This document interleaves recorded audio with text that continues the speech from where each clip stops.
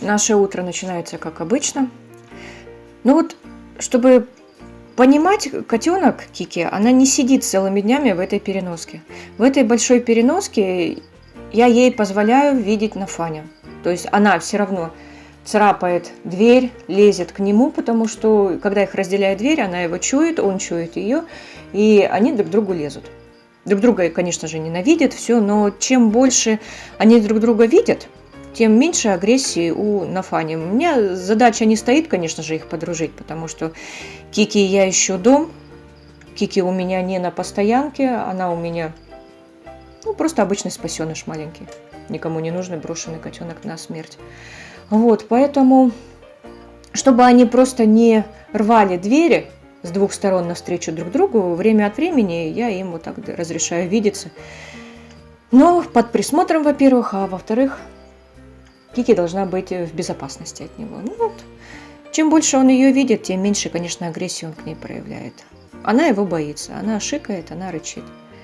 Он ей не нравится, безусловно, и это неудивительно.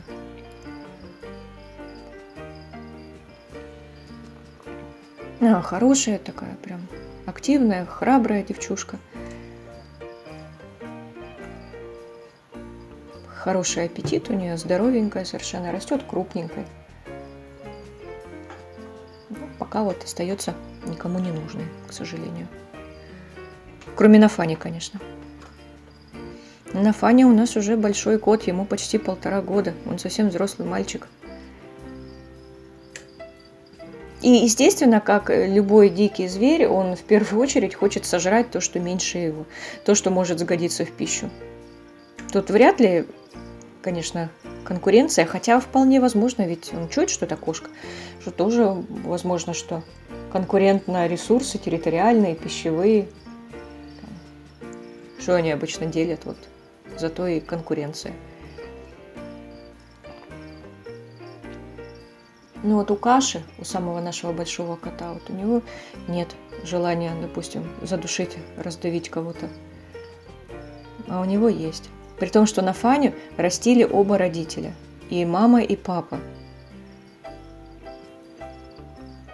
Ну, папа у Нафани исключительный, просто исключительный. А Нафаня обыкновенный. Какой есть. Но все равно, в общем и в целом, могу сказать, что он достаточно социализированный. В защиту моего Нафани буду продолжать повторять, что он социализированный, и он максимально лояльно относится к окружающим животным, ко всем, и к людям, и к животным. Да, безусловно, он не идет ластиться, он не любит, когда кто-то чужой приходит. Он любит только меня. Ну, вот кошка, вот лезет. Она тоже уже все меньше его боится. Она больше его уже пугает. Ну, а пугает почему? Пугает от страха, безусловно. Да боится, конечно. Маленькая же.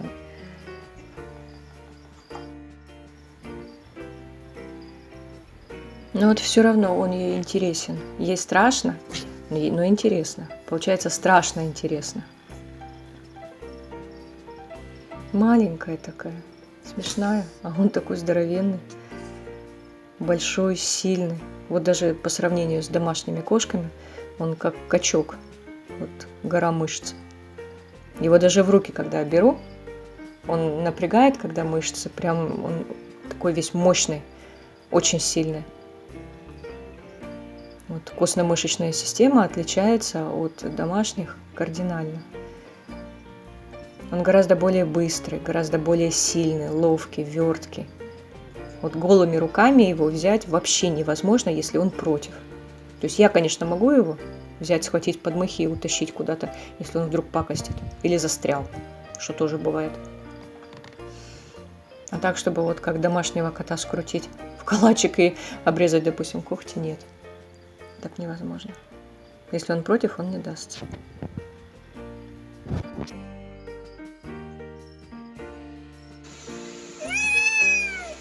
Нафаня прям весь внимание. Ему эта кошка покоя не дает. А кошке он не дает покоя. На лапы тянет, к нему тянет.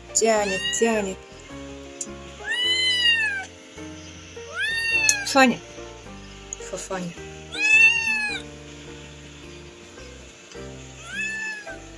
Зверь ты противный. Да, все время хочешь что-нибудь напакостить. Ну чё ты? Котенок-то красивый, хорош. Тебе с ней было бы очень весело. Не будь ты таким болваном.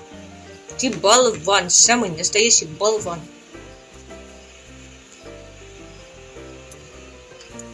Чего сейчас даже наши террариумы особо не интересуют. Так он обычно всегда лазит, смотрит, заглядывает, покоя от него нет. Тут непременно кошку. Котенка, да? Котенка-ребятенка.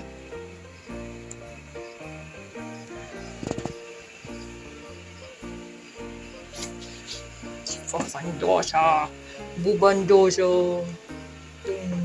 Жопа мой маленький. Жопа маленький. Да. Фаня, Фафаня. Вот, ну не оторвать никак.